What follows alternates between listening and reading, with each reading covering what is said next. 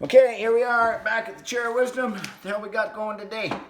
I had something here to read, some sort of insanity, from somewhere. Something I was gonna read. Anyway, yeah, okay, this is really interesting. Hi, it's Dangerous D. I'm not dangerous, I'm just like straight up saying how it is. So this is actually a self-observation on myself. Well, I got good stuff, yeah? Because I'm a believer that what you get in the world reflects you. So here's a keen observation. When I was a teenager, I knew this family, and this is quite a dysfunctional story, needless to say. But it pertains to me in particular, so that's why I'm saying this, painting this picture for you. So the oldest brother, basically, he had a real issue. Not that it was funny, but sometimes you just gotta shake your head. And he had this thing where he would rub his head. A lot of him just sit there and rub. Suddenly it would become like this, it was like looking at a gopher or something. And he would do this until he had bald spots everywhere. So there'd be like a tuft of hair here and like a tuft over there, and everywhere else was completely bald, like shiny bald. It was mostly rubbed away, with this incessant rubbing that he did. Super nice guy. I mean, he really was funny as shit.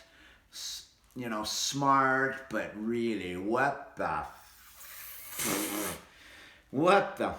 is going on here? So that was the brother, and then you had the oldest sister. She had panic attacks, so it was like just freak out time for her. She would just be sitting there, all of a sudden she'd just like flip out. I was just a kid, really. I was only 17, and I was not told about this, and I was sitting talking to her one day, and all of a sudden she's just like, she's coming towards me. She's looking for help, right? Do something. I have no idea that this is what she's wanting. So she was like zombie coming at me.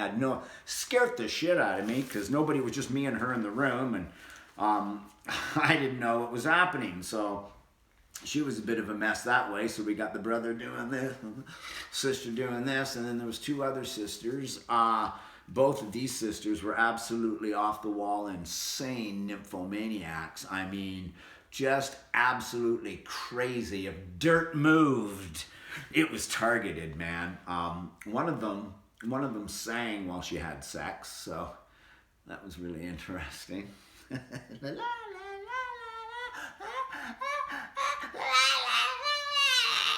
I mean, it was really something, man. It was not good singing, no. It was kind of crazy. And how did I know this? Well, I heard it. I was in the other room. I was right in the next room because I was going out with the sister. We're in the other room watching TV. Check this out. I don't know what was going on with there, but this is insane. So her and I, the last sister, we're watching TV, usually a comedy. So I could kind of get away with laughing. But she would dry hump the arm on the armchair as we're watching the program. It's like we're watching whatever, Love Boat or whatever it was. She'd laugh at the show. Oh. I'm like, okay, now this is a bit distracting from the program. I mean, sometimes it really pissed me off. I wanted to watch the show. I was like, what the fuck you doing? Holy cow. Anyway, so that was the family, and sitting around the table one year at Thanksgiving, I found myself thinking, why am I here? Why am I here? What is this? Is this saying something about me? Like all this dysfunction saying something about me? And like, yes, it really was. It was saying something about me,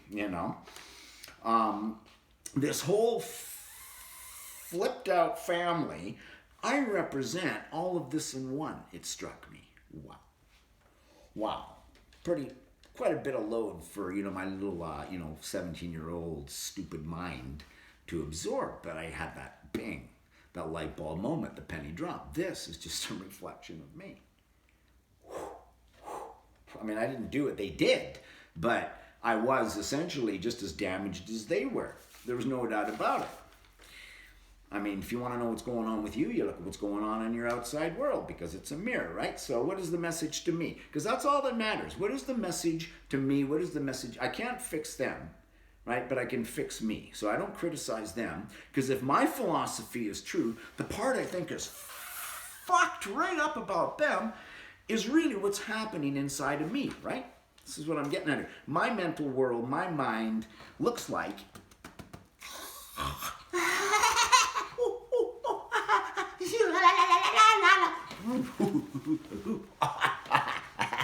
funny show, right? That's obviously my nervous system is fucked, rubbing my hair out, having frickin' panic attacks. I don't know what that means. That just means fear, big fear. That's what that means. And